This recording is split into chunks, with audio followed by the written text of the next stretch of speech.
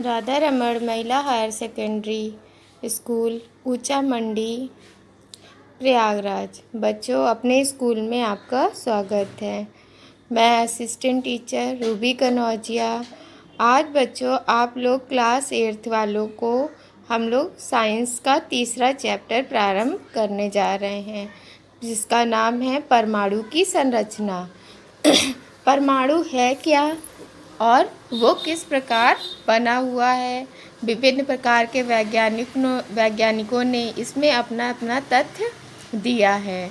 तो आज हम लोग पाठ शुरू करने जा रहे हैं परमाणु की संरचना।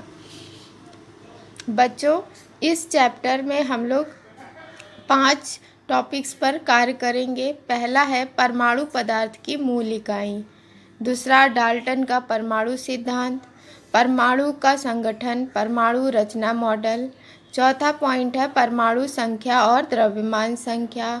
5वां पॉइंट है समस्थानिक आयनों का बनना, संयोजकता। इन सब टॉपिक्स को इस चैप्टर में हम लोग पढ़ेंगे।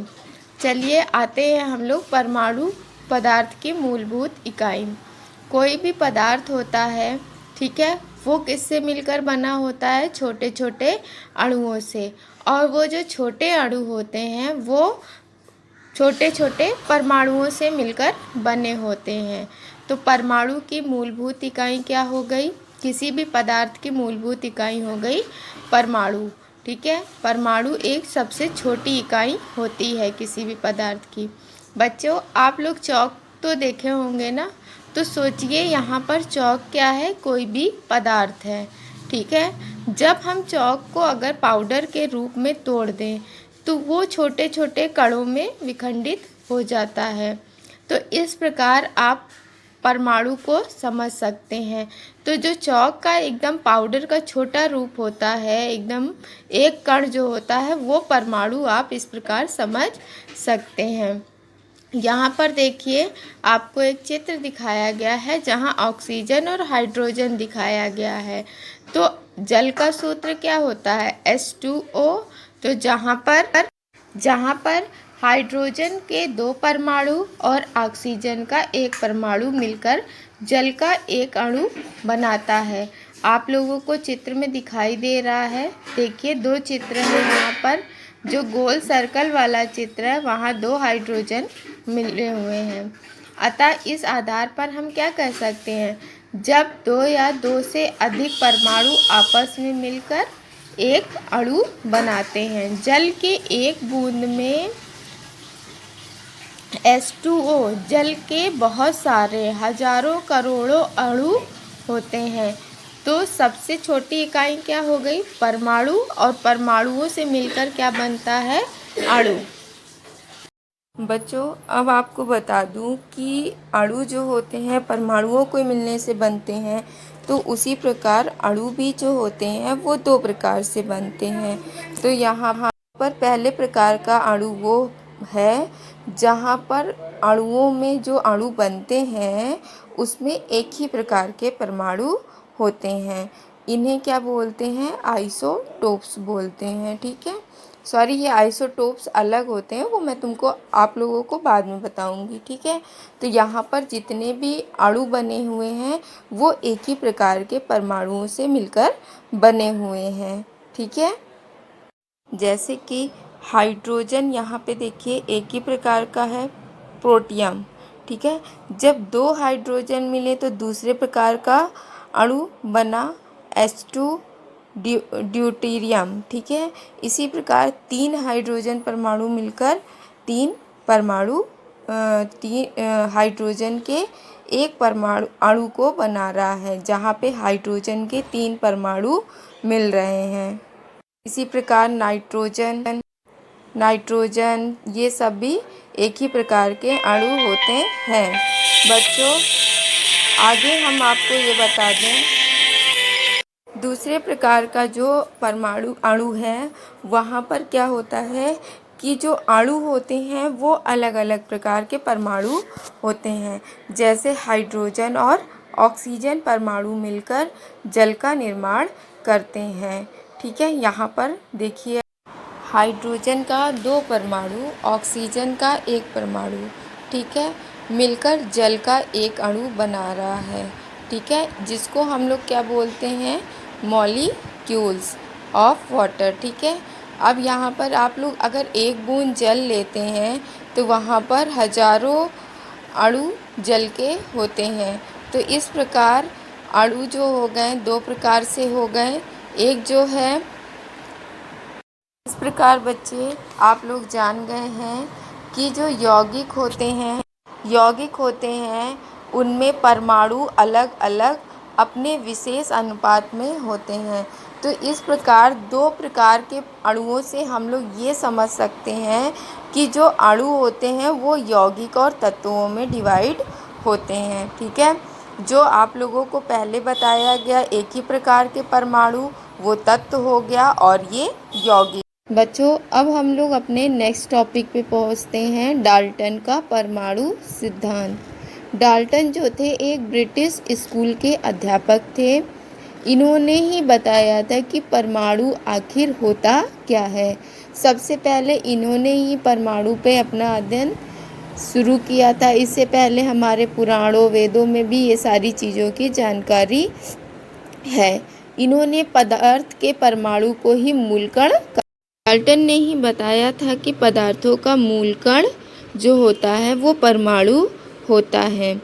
इसके लिए डाल्टन ने अपनी खोज की और परमाणु पर भी अध्ययन किया। सारे पदार्थों के बारे में इन्होंने थोड़ा सा पहले अध्ययन किया, फिर इन्होंने कुछ तथ्य परमाणुओं के बारे में बताया जो कि इस प्रकार हैं।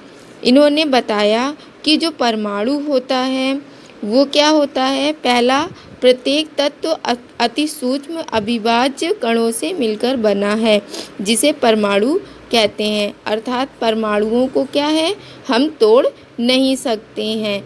एक तत्व के सभी परमाणु आकार तथा गुणों में समान होते हैं।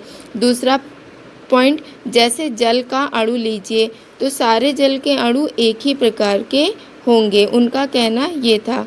भिन्न भिन्न तत्वों के परमाणुओं के गुण भी भिन्न भिन्न होते हैं। जैसे ऑक्सीजन का गुण अलग हो गया, हाइड्रोजन का गुण अलग हो गया। जितने भी परमाणु होंगे सबका गुण अलग अलग होता है। परमाणु अविनाशी है, अर्थात परमाणुओं को तोड़ा नहीं जा सकता, ना उन्हें कभी खत्म किया जा सकता है। तत्वों के परमाणु आपस में संयोग करके संयुक्त परमाणु बनाते हैं, ठीक है, तथा आधुनिक शब्दों में इन संयुक्त परमाणु को अणु कहते हैं, ठीक है। तो जैसे परमाणु संयोग करके उदाहरण आप लोगों को दिखाया था, हाइड्रोजन और ऑक्सीजन मिलकर जल बनाता है। बनने वाले संयुक्त परमाणु में परमाणुओं की आपेक्षिक संख्या और उनका प्रकार निश्चित होता है। जैसे जल में 2 हाइड्रोजन और 1 ऑक्सीजन, ये चीज़ इसी को दर्शाती है। इस प्रकार डाल्टन का परमाणु सिद्धांत तो हम लोगों ने जान लिया कि डाल्टन ने क्या क्या चीज़ें बताई थी। फिर से एक बार पुनरावृत्ति, परमाणु जो होते हैं अविभाज्य होते हैं, जिन्हें नष्ट किया तोड़ा नहीं जा सकता। दूसरा क्या होता है, परमाणु अविनाशी होते हैं, जिन्हें ना बनाया जा सकता है ना खत्म किया जा सकता है। इन्हीं तथ्यों को आगे बढ़ाते हुए हम अपने अगले टॉपिक पे आते हैं, परमाणु का संगठन। आखिर परमाणु किन किन चीज़ों से मिलकर बना हुआ है। डाल्टन ने तो अपने तथ्य में बता दिया कि परमाणु जो होता है उसको तोड़ा नहीं जा सकता, लेकिन कुछ वैज्ञानिक आए जिन्होंने अपने अध्ययन से बताया कि परमाणु जो है अविभाज्य नहीं है, परमाणु को विभाजित किया जा सकता है। परमाणु जो होता है 3 भागों में बटा होता है। परमाणु जो है 3 तत्वों से मिलकर 3 कणों से मिलकर बना हुआ है, ठीक है, जिन्हें आवेश कहते हैं।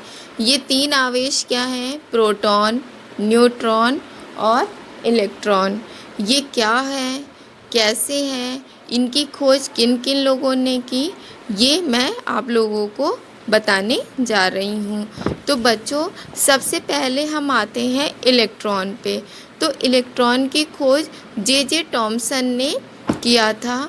इन्होंने इलेक्ट्रॉन की खोज के लिए कैथोड किरणों का उपयोग किया था। ठीक है, इलेक्ट्रॉन क्या होता है, इन्होंने बताया कि इलेक्ट्रॉन अति सूक्ष्म कण होते हैं जो नाभिक के बाहर चारों ओर चक्कर लगाते हैं।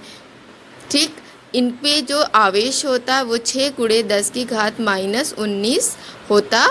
बच्चों, इलेक्ट्रॉन जो होता है बहुत ही महत्वपूर्ण चार्ज आवेश होता है। इसके कारण ही हम लोग किसी भी परमाणु को उनके गुणों के आधार पर बांट सकते हैं। ठीक है, इलेक्ट्रॉन जो होता है वो नाभिक के चारों ओर घूमता रहता है। नाभिक क्या होता है ये आप लोगों को रदरफोर्ड मॉडल में समझाया जाएगा। बच्चों, अब हम लोग अपने दूसरे मूल कण पे आते हैं जो है प्रोटॉन। प्रोटॉन क्या होता है, जिस प्रकार इलेक्ट्रॉन ऋण आवेश होता है उसी प्रकार प्रोटॉन जो होता है धन आवेश होता है। दोनों पर जो आवेश होता है वो समान होता है, 6×10⁻⁻19 कूलाम। उसी प्रकार इसमें प्रोटॉन में धन आवेश तो इलेक्ट्रॉन में ऋण आवेश होता है। लेकिन इलेक्ट्रॉन से प्रोटॉन जो होता है थोड़ा सा भारी होता है, ये 1838 गुना भारी होता है और प्रोटॉन की खोज रदरफोर्ड ने की थी। ठीक है, तो प्रोटॉन की खोज रदरफोर्ड ने की थी और जिस प्रकार इलेक्ट्रॉन की खोज कैथोड किरणों से हुई, यहाँ पर प्रोटॉन के लिए अल्फा किरणों का प्रयोग किया गया था। हमारा तीसरा मूल कण है न्यूट्रॉन। न्यूट्रॉन की खोज चार्विक ने की थी। ये 1932 में बेरिलियम पर अल्फा किरणों का प्रहार किया था। उस पे जब उन्होंने प्रहार किया तो एक कण प्राप्त हुआ जो कि आवेश रहित था, लेकिन इसकी जो भेदन क्षमता मतलब किसी चीज़ को पार करके निकल जाने की क्षमता सबसे ज़्यादा होती है। ठीक है, इस प्रकार हम लोगों ने 3 मूल कण को पढ़ा। इस प्रकार न्यूट्रॉन की खोज करने के बाद जो हमारे पास 3 मूल कण क्या मिले, प्रोटॉन, इलेक्ट्रॉन और न्यूट्रॉन। तो आइए इनको याद करने का एक ट्रिक मैं आप लोगों को बताती हूँ। क्या है बच्चों, जो बहुत ही फेमस है, हम लोगों ने भी पढ़ा है और आप लोगों को भी बताने जा रही हूँ। ईंट पर नाच। तो यहाँ पर देखिए, ई से क्या हो गया, इलेक्ट्रॉन, और टा से थॉमसन, अर्थात इलेक्ट्रॉन की खोज जे थॉमसन ने की थी। पा और रा, पा से प्रोटॉन और रा से रदरफोर्ड, प्रोटॉन की खोज रदरफोर्ड ने की। नाच, नाच मतलब ना से न्यूट्रॉन और चा से चैडविक। तो बच्चों, ईंट पर नाच जो है एक शॉर्ट फॉर्म है, जो पहला अक्षर जो है वो खोज क्या है, मतलब कणों का नाम, मूल कणों का, और अंत का अक्षर जो है उनके खोजकर्ता वैज्ञानिकों का नाम है। तो इस प्रकार आज की क्लास यहीं पर समाप्त होती है। आगे का टॉपिक हम लोग नेक्स्ट क्लास में